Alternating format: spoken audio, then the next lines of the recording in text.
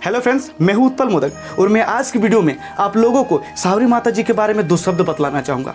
वही सावरी माता जिन्होंने प्रभु श्री राम जी के दर्शन मात्र हेतु अपना सारा जिंदगी एक जंगल की कुटिया में गुजार दिए थे। आपने एक पाठ भी पढ़ा होगा, सावरी के जूठे बैर। जूठे बैर का अर्थात क्या होता है? देखिए कि जिस प्रकार सावरी जी का जूठा बैर था, लेकिन उनका मन कभी भी जूठा नहीं था, उनका मन साफ था प्रभु श्री राम जी के प्रति। अब वो क्या करती थी कि प्रभु श्री राम के दर्शन के लिए उनका एक थिंकिंग था, दृढ़ संकल्प था कि जिस प्रकार प्रभु श्री राम जी हमसे आएंगे, हमसे मिलने के लिए, जब भी हमसे मिलने के लिए आएंगे उस वक्त मैं उनका स्वागत मीठे बेरों के साथ करूंगी।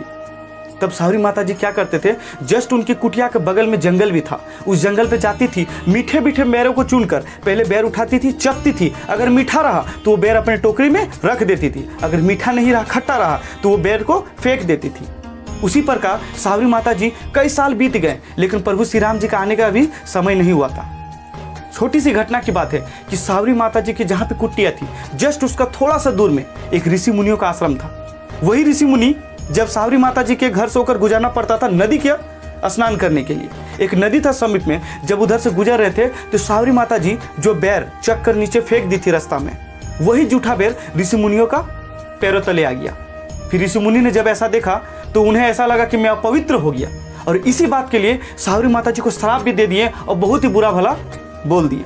अब देखिए, एक समय की बात है जब यह घटना बीत चुका है। उस समय क्या हुआ कि प्रभु श्री राम जी जब आए सावरी माता जी से मिलने के लिए, उनको दर्शन देने के लिए, तब रास्ता में आने से पहले ऋषि मुनियों के साथ भेंट हुआ। एक छोटी सी घटना हो गई थी। किस समय? जब उसने सावरी माता जी को श्राप दिया था। ऋषि मुनि सब शराब देने के बाद जब फिर दोबारा वो स्नान करने गए, क्योंकि जूठा हो चुका था, वो नदी में जैसे ही कदम रखे ऋषि मुनि सब, सारा नदी का पानी गंदा हो गया, सारे मछली मर गए और इस नदी पे कीड़े बन गए। अब हुआ क्या? ऋषि मुनि जी सोचने लगे, जरूर ये सावरी माता का ही प्रकोप है कि जिनके कारण आज हमारा नदी जिसमें हम लोग स्नान किया करते हैं वो आज पूरी तरह से अपवित्र हो गया। अब जो भी कुछ होगा प्रभु श्री राम जी ही हम लोगों का दर्शन दिखाएंगे और इसका समाधान निकालेंगे। अब देखिए क्या होता कि जब प्रभु श्री राम जी आ रहे थे तब ऋषि मुनियों से सबसे पहले वार्तालाप हुआ और ऋषि मुनि सब उनसे वार्तालाप किए, सब कुछ हाथ जोड़ किए।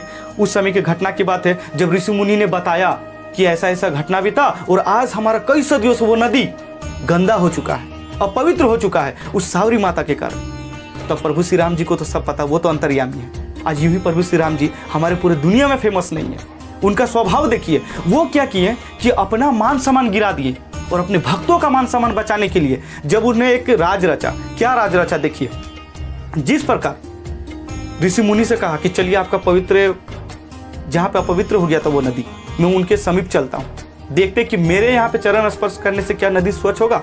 तो ऋषि मुनि सब कहता, हाँ महाराज 100% वो स्वच्छ हो जाएगा, क्योंकि आपके चरण जहाँ से स्पर्श होंगे नदी पे वो पानी पूरी तरह से स्वच्छ हो जाएगा। लेकिन ऐसा इसका जस्ट उल्टा हो गया। जैसे प्रभु श्री राम जी का चरण पानी पे गिरा, नदी का पानी में स्पर्श हुआ, तो नदी का पानी और भी गंदा हो गया, इसमें बुरी बुरी स्मेल आने लग गई। अब उस समय ऋषि मुनि जी कहा कि महाराज ऐसा क्यों हो रहा? तो प्रभु श्री राम जी कहे कि जिनका मन साफ हो वही उस नदी पे अगर पवित्र पैर अपना स्पर्श करेंगे तभी वो नदी का पानी स्वच्छ होगा। लेकिन ऋषि मुनि सब तो परेशान थे, बोले प्रभु अब क्या किया जाए? तो बोलता, देखिए जिसने आपने उस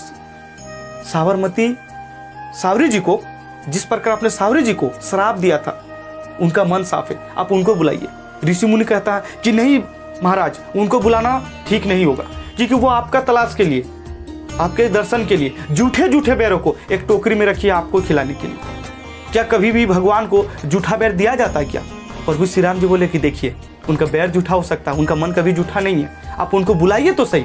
जैसे तैसे करके बात मनाया गया, ऋषि मुनियों को बताया गया। ऋषि मुनि अब सावरी माता जी को बुला के लेके आए नदी के पास। अब प्रभु श्री राम जी बोले कि माता आप अपना चरण इस नदी पर रखिए। जैसे ही सावरी माता जी नदी में पैर रखी, वो नदी का पानी जैसे पहले स्वच्छ था उससे भी और हरा भरा हो गया और नदी का पानी पूरी तरह से स्वच्छ हो गया।